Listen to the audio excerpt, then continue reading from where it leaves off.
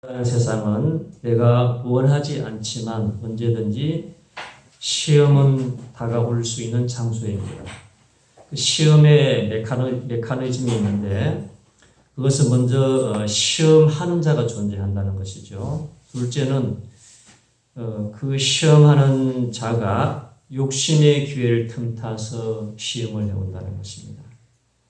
그래서 여기에 미혹되어진다는 것이죠. 셋째는 그 시험이 오는 것을 완전 차단을 하면 올 수가 없는데 적절하게 허락을 하고 있다는 것입니다.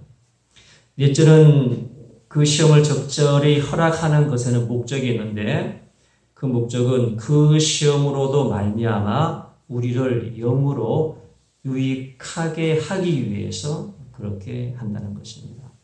이것을 성경에서는 말씀을 하고 있는데요. 첫째로 시험하는 존재 마귀가 있다는 것입니다. 마태복음 4장 3절에 보면은 시험하는 자가 예수께 나와서 이르되 내가 만일 하나님의 아들이거든 명하여 이 돌들로 떡덩이가 되게 하라. 시험하는 자가 나왔던 것이죠. 시험하는 자가 마귀인 것이죠. 둘째, 이 시험을 가지고 다 이렇게 나오게 되는데 사람이 미혹되어서 시험을 받게 되는 것은 성경에서는 욕심 때문이다 이렇게 말합니다. 야고보서 1장 14절에 있는데요. 오직 각 사람이 시험을 받는 것은 자기 욕심에 끌려 미혹되니니 욕심에 끌려서 결국 마음이 미혹이 되어져서 시험도 받게 된다는 것이죠. 아담과 하와의 선악과의 시험도 네가 하나님처럼 될 것이다 라는 그런 시험을 했을 때에 아담과 하와가 미혹되어진 것입니다.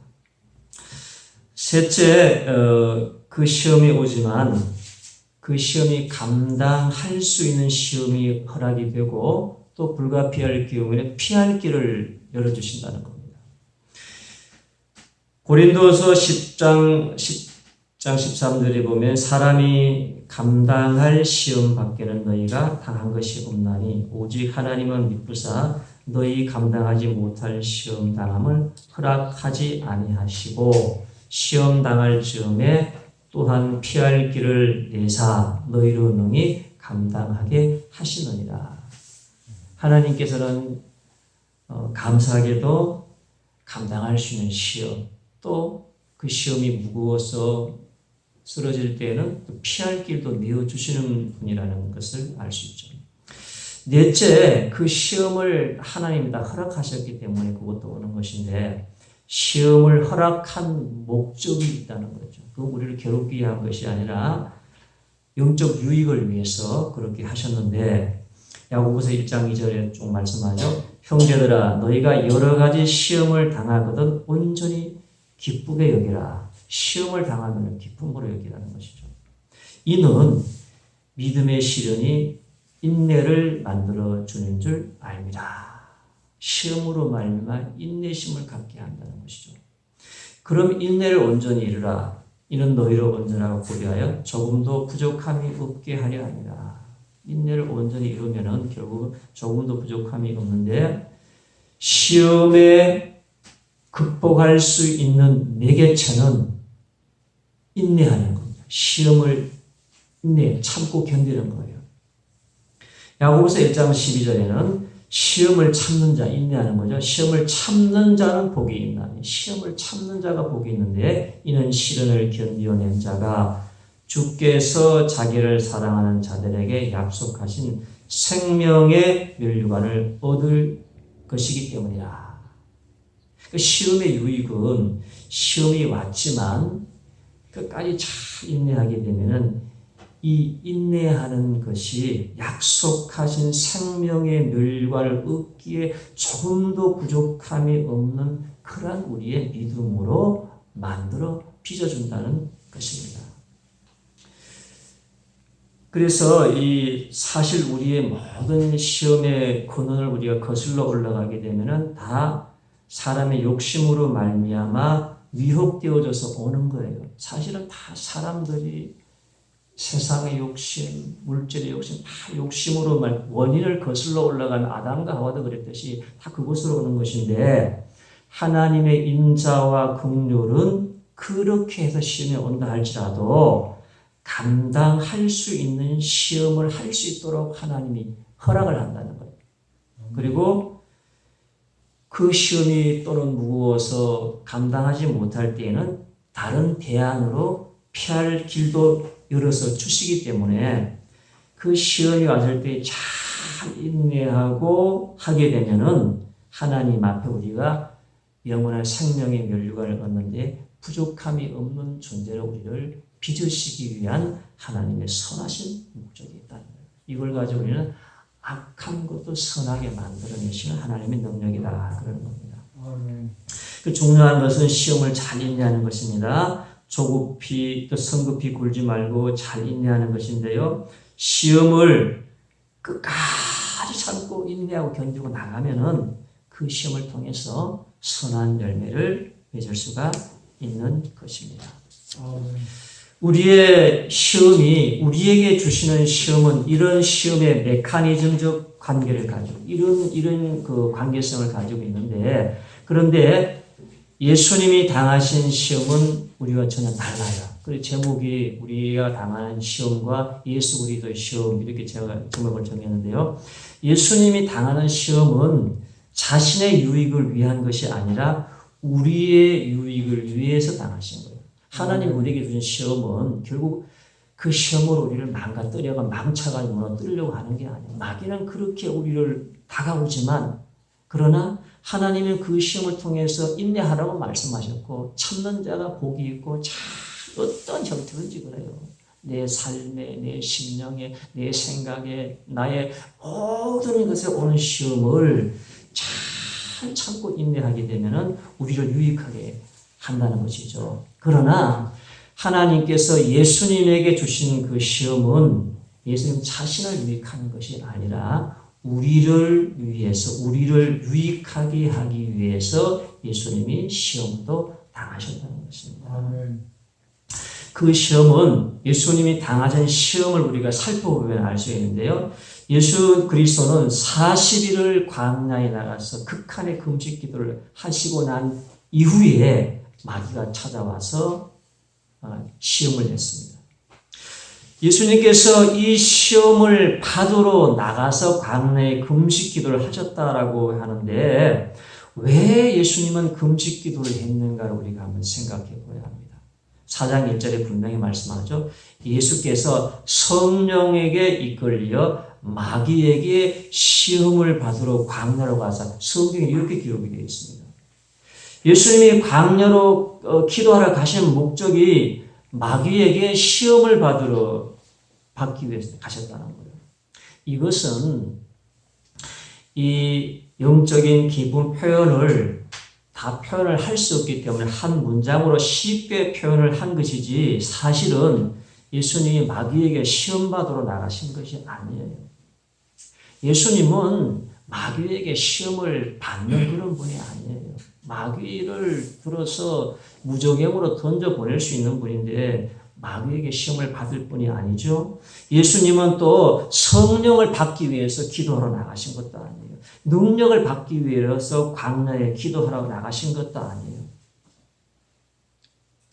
그래서 예수님이 마귀에게 시험 받기 위해서 성경에 나갔다고 되어 있지만 이거는 그렇게 성경에서 표현을 하고 있지만 그 깊은 뜻은 시험 받기 위해서 광야로 나간 것은 아니라는 것입니다. 아멘. 그러함에도 예수님이 시험을 받기 위해서 나가서 40일간 금식 기도를 했다고 하는 것은 이것은 1차적인 마귀와의 영적 싸움에서 승리하는 것을 나타내기 위함이에요, 사실은. 아멘. 이 기도라는 영적 투쟁 싸움이거든요. 이 기도의 영적 싸움에서 승리하셨다라고 하는 것을 보여주시는 겁니다. 아멘. 그래서 광야에 기도하러 나가신 이유는 첫째, 영적 싸움을 이기기 위함이다. 아멘.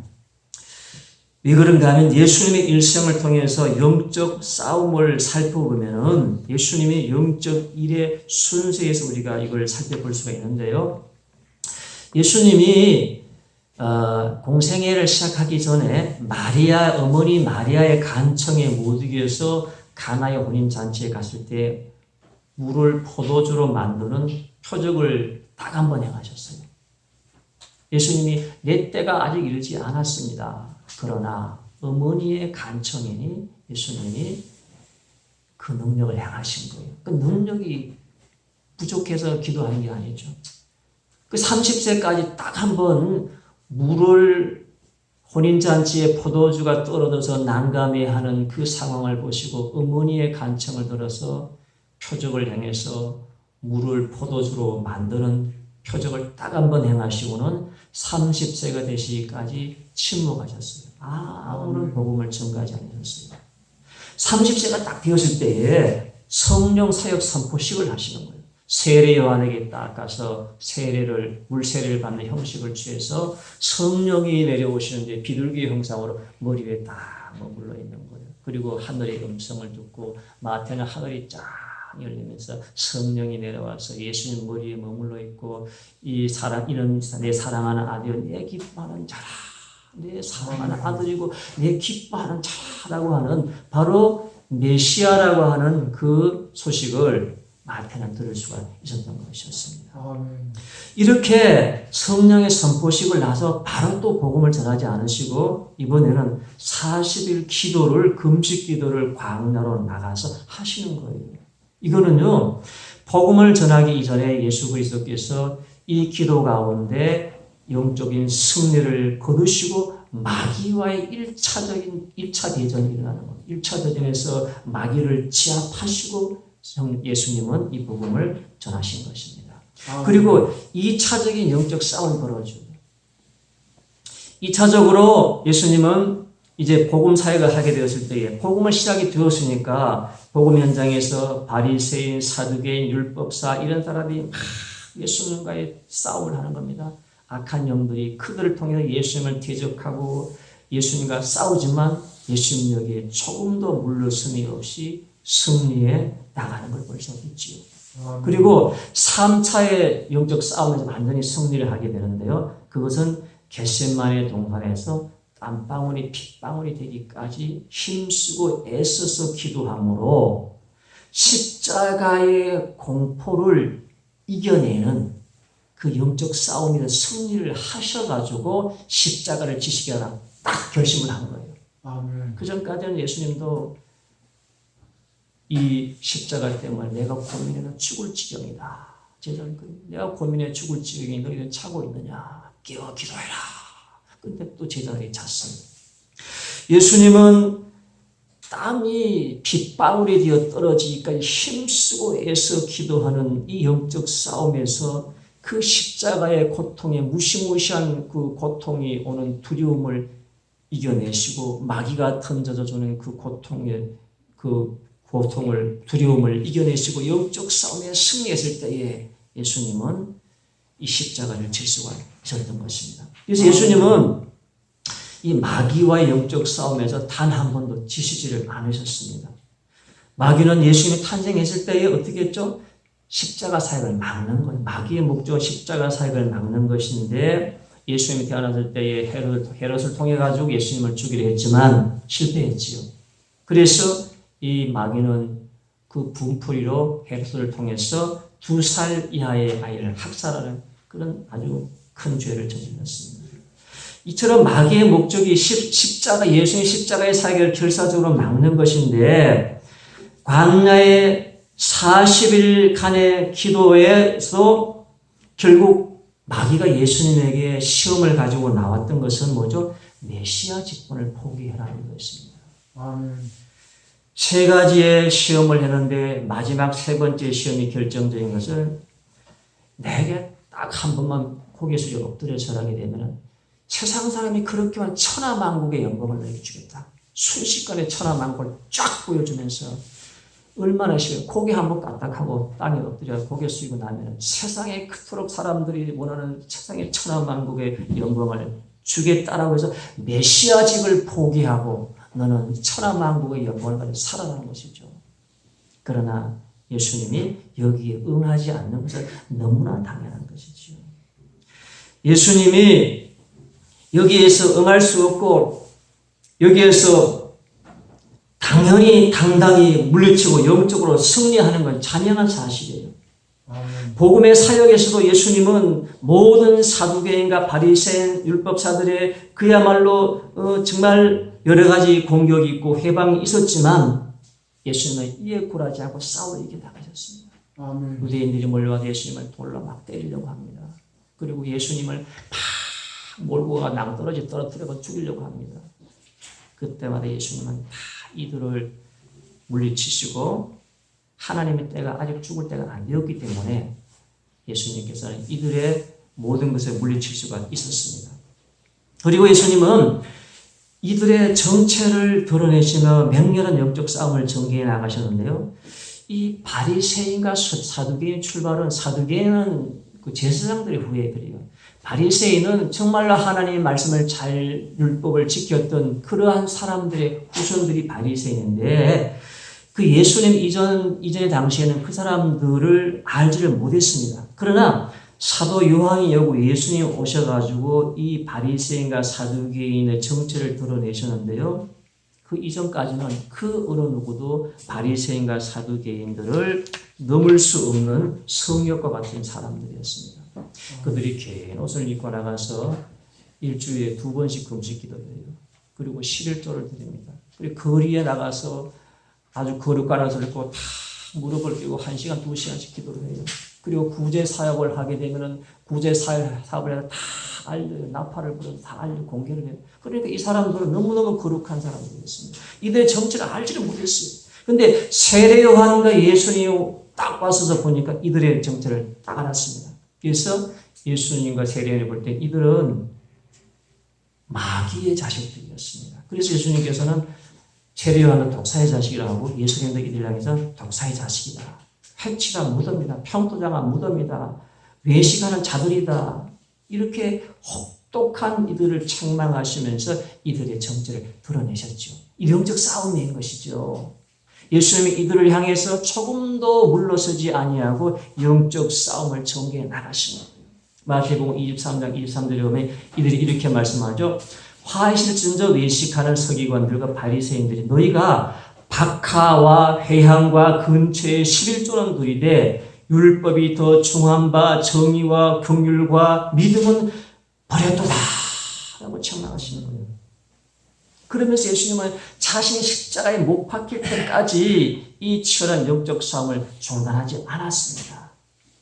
이렇게 하시다가 결정적인 사건인데 예수님이 죽었던 나사로를 나흘 만에 살려내는 기적을 행하시는 거예요. 아멘. 이미 나흘 만에 사람의 몸이 부패해져 있는 이 나사로를 살려내는 기적을 사람들이 목격했을 때에 사람들은 이건 메시아다. 야, 이 땅에 오신 이 예수 그리스도가 그냥 선생 정도가 아니라 선지자 정도가 아니라 예수 그리스도는 그야말로 말씀에서 오시겠다라고 했던 선지자가 우리에게 왔다라는 사실을 이걸 사람들이 알아차리기 시작을 했습니다. 그래서 사람들이 예수님이 예루살렘 성전에 나귀를 타고 들어가실 때에 종려나무 가지를 들고 나와서 예수님 맞으면서 호산나 호산나 찬송하리로다 주의 이름으로 오시는 이여 곧 이스라엘의 왕이시여 하더라.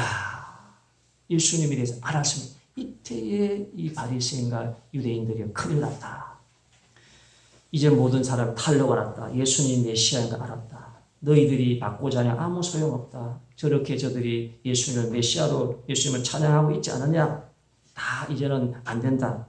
그래서 예수님의 십자가 사역을 한결같이 방해했던 이 마귀가 예수님 메시아라는 것을 세상 사람이 다 알게 되었을 때에 그 잡을 수 없는 상황이 되었을 때에 마귀의 결론은 예수님을 죽이자 이렇게 결정이 내렸던 겁니다.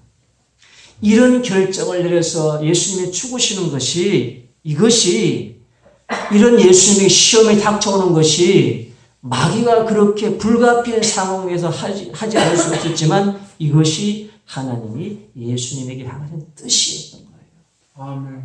그 뜻대로 이루어져 가는 것이었습니다. 그래서 예수님은 이러한 마지막 남은 영적인 싸움을 승리하시기 위해서 겟세마네 동산에서 기도하시게 되는 것입니다. 이제 마지막 나온 싸움은 이겁니다. 죽음 자체가 두려운 것이 아니죠. 믿음의 성도는 죽는 것 자체가 두렵지가 않아요. 다만 뭐가 두려운 거죠, 예수님도요? 우리와 똑같은 육체를 가지고 있었기 때문에 똑같은 배고픔, 고통을 느끼시는 분이 계시기 때문에 십자가의 죽음의 고난이 예수님에게도 두려움으로 다가왔습니다. 예수님도 육신을 가지고 있기 때문에 십자가에 이 받는 그 참혹한 고통이 두려웠습니다. 그래서 할 수만 있으면 고난의 잔을 마시지 않기를 바라는 마음이 육신의 마음이지요. 그래서 누가복음 22장 42절에 이렇게 말하죠. 아버지여 만일 아버지의 뜻이거든 이 잔을 내게서 옮기시옵소서. 옮겨달라는 거예요. 아버지의 뜻이 그 아버지의 뜻대로 하겠다는 것인데 아버지의 뜻이 내가 이 잔 안 마시는 거면 옮겨주세요. 그렇게는 두려운 거죠. 그 모진 채찍을 맞고 6시간 십자가에 매달려 있을 때에 그 고통을 상상하기 어려운 그 고통을 당해야만 우리의 십자가의 대속에 죄가 용서되어지는 것인데 예수님도 우리와 같은 연약한 육신을 가지고 있기 때문에 두려운 겁니다. 그런데 예수님의 완전한 인성과 신성이 교차하지만 그러나 이 땀방울이 핏방울이 되는 그러한 극한의 기도 가운데 영적 싸움의 최종인 영적 싸움의 결판을 내는 겁니다. 사실 영적 싸움은 이 마지막 겟세마네는 끝난 거예요. 그리고 십자가에 달린 거는 우리의 속죄를 위해서 죽으시고 속죄를 해나가는 과정인 것이죠.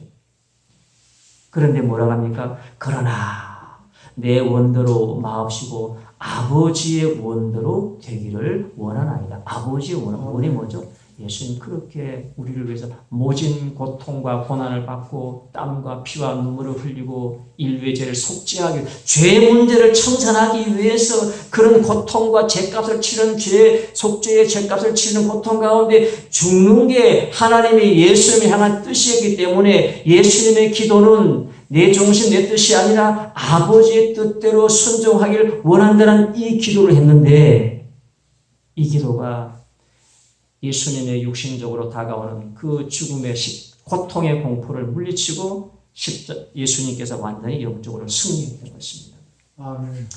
이 영적 싸움에 승리하고 십자가를 딱 지고시기로 결심하시고 나서 제자들에게 와서 여전히 차고 있어요. 그 차고 있는 제자를 보시면서 이제는 자고 쉬어라.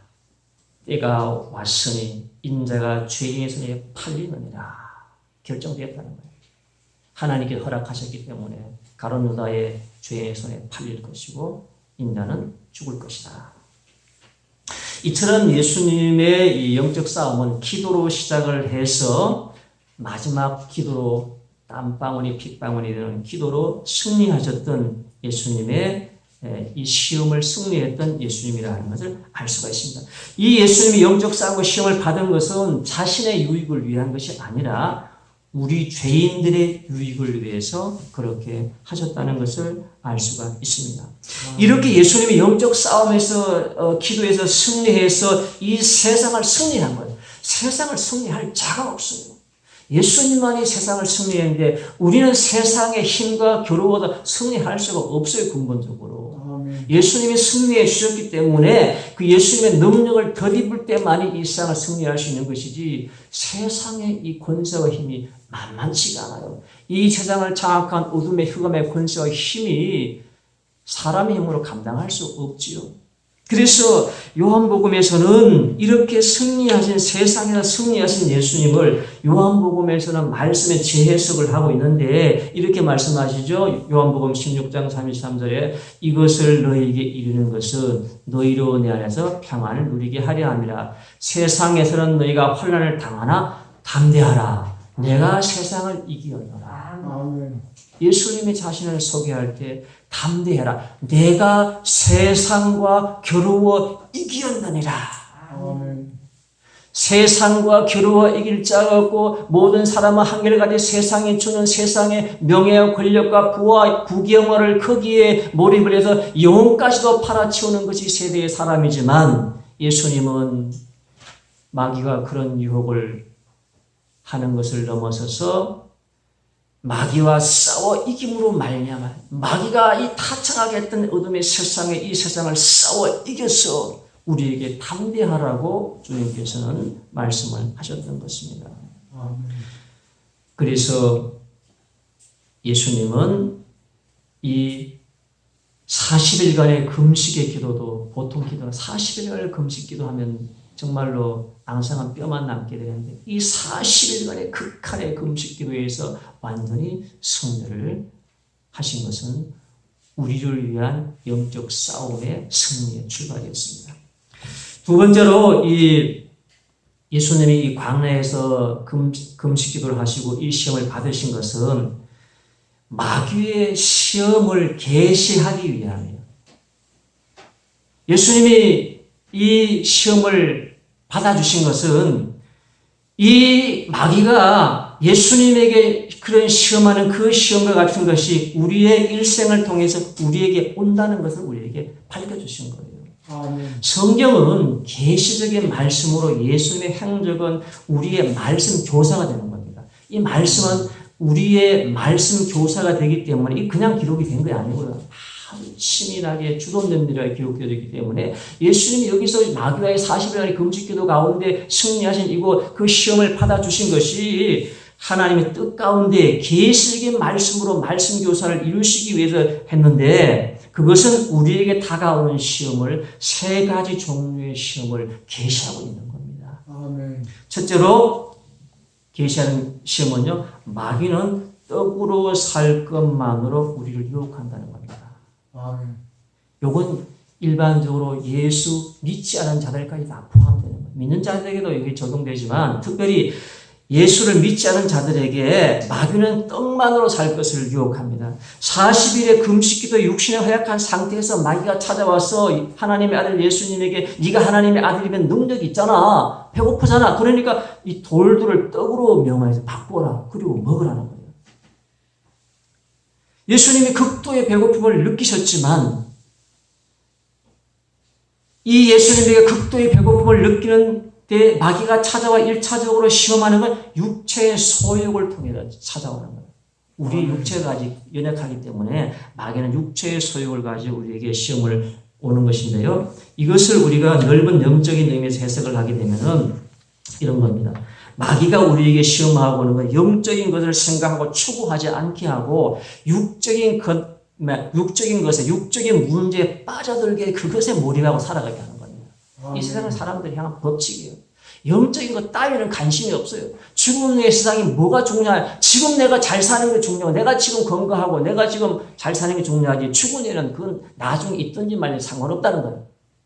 오직 이 땅의 산만을 몰입하게 하는 것이 이 땅의 육신적인 것만을 도를 명하여 배고픔의 허기를 채우는 육신적인 것에 관계되는 것에 빠져들게 하는 것이 바로 마귀의 우리에 향한 시험이라는 것입니다.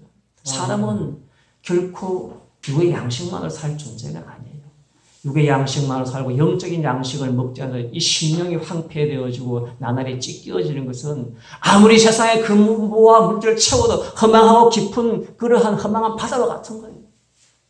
하나님의 근본적인 사랑과 말씀과 그런 진리가 들어와서 우리의 심령에 채워지지 않으면은 아무리 세상의 것으로 채워져도 허무할 수밖에 없는 겁니다. 그러나 마귀는요, 그저 눈에 보여지고 만져지는 육적인 것에 집착하도록 살게 하는 겁니다. 어떻게 해서든 마귀의 목적은 이거예요. 영적인 것을 생각하고 미래를 생각하고 하나님을 생각하고 천국의 세계를 생각해서 그 나중을 위해 살아가는 것이 아니라 육적인 것을 위해 살다가 어차피 나도 마귀도 지옥에 떨어질 거 같이 망하는 게 마귀의 목표예요. 아멘. 그래서 요한 1서 2장 16절에는 세상 사람들이 한결같이 육신적으로 원하는 걸 이렇게 말해요. 이 세상에 있는 모든 것이 육신의 정욕, 안목의 정욕, 이생의 자랑이니 다 아버지께로부터 온 것이 아니요 세상으로부터 온 것이라. 사람들 세 가지 육신의 정욕에 사로잡혀 사는 거예요. 마귀가 그렇게 시험해봐요. 안목의 정욕, 그 보는 것, 그 다음에 이생의 자랑. 이것이 바로 육신에 있는 이 세상의 육신적인 것들이라고 하는 걸 알 수가 있습니다. 많은 사람들이 이 세상에 이것이 전부인지를 알고 여기에 인생을 걸고 살아갑니다. 그리고 이 땅에 것만을 추구하고 죽은 후의 세계를 생각하지 아니하고 하나님을 두려워하지 않습니다. 그러나 예수님은 이 마귀에게 돌을 떡으로 만들어 먹으라고 극도의 배고픔 가운데 예수님에게 하나님의 말씀 물리치신데요. 사람이 사는 것은 떡으로만 사는 것이 아니라 하나님의 말씀으로 살 것이다. 이렇게 예수님 물리쳤습니다. 그래서 우리의 어떤 경우에도 육적인 일로 말미암아 영적인 일을 침해하는 것을 만들지 말아야 되는 거예요. 뭐 이런 제가 얘기를 드립니다. 저희 아이가 이제 직장 생활에서 고충을 얘기를 하는 게 있는데 그게 뭐냐면 회사에 회식 자리를 가면은 술을 먹는다는 거죠. 술을 먹는데 자기와 같이 입사한 또래 아이들이 술을 잘 받아먹는다. 술을 잘 먹는다는 거예요. 근데 자기는 술을 먹지 않으니까 사람들의 모임에 있는 것 자체가 상당히 참 이렇게 불편하다는 것이죠. 그리고 술을 먹지 않고 하다 보니까 자기들끼리 모여서 술을 먹어야 되니까 당연히 따돌릴 수밖에 없는. 쟤는 술도 안 먹고 뭐 그런 거 안 하니까 빼버려. 재미가 없어. 따돌려 버린다는. 그러다 보니까 다른 뭐 어떤 모임이 다 따돌려 버리고 자기들끼리만 놀고 따돌린 걸 당한다는 거예요. 그래서 어떻게 하면 좋겠냐는 겁니다. 그래서 저는 그런 육적인 인간관계 때문에 교회에 나간다고 하면서 술 받아먹는 거는 결국 할 수 없다. 해서는 안 된다. 차라리 술 먹지 않는다고 뭐 다른 모임에도 안 끼워주고 자꾸 이렇게 따돌리고 하면 따돌림 당해라. 따돌림을 당해라 그냥. 따돌림 당하고 살면 된다. 믿음으로 살면은 그 정도의 시험을 감내해야 된다. 어쩔 수 없다. 그렇게 세상적인 거 다 타협하고 구분 없이 살다가 그러면서 너의 인생을 인도해달라고 기도할 수 있겠느냐? 최소한 그 정도는 하고 하나님 앞에 인도해달라고 기도해야 되지. 세상에서 하나님 앞에 따돌림 당해도 사람이 다 따돌려도 하나님의 너를 인도해 주시고 너를 붙들어 주시고 하는 사람이 되면 그 사람이 성공된 사람이 될 수 있다.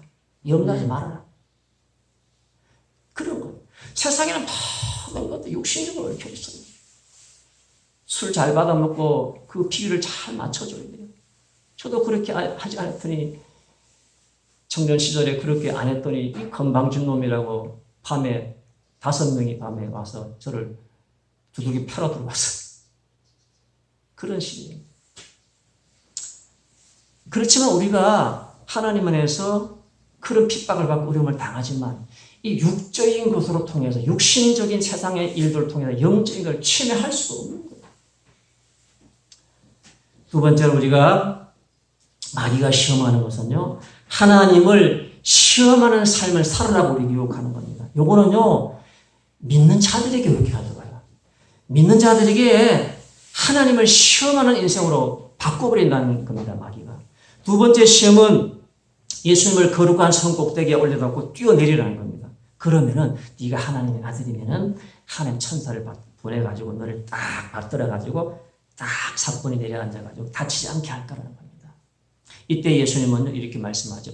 주 너의 하나님을 시험하지 말라. 아멘. 이게 무슨 말씀이냐면요. 마귀가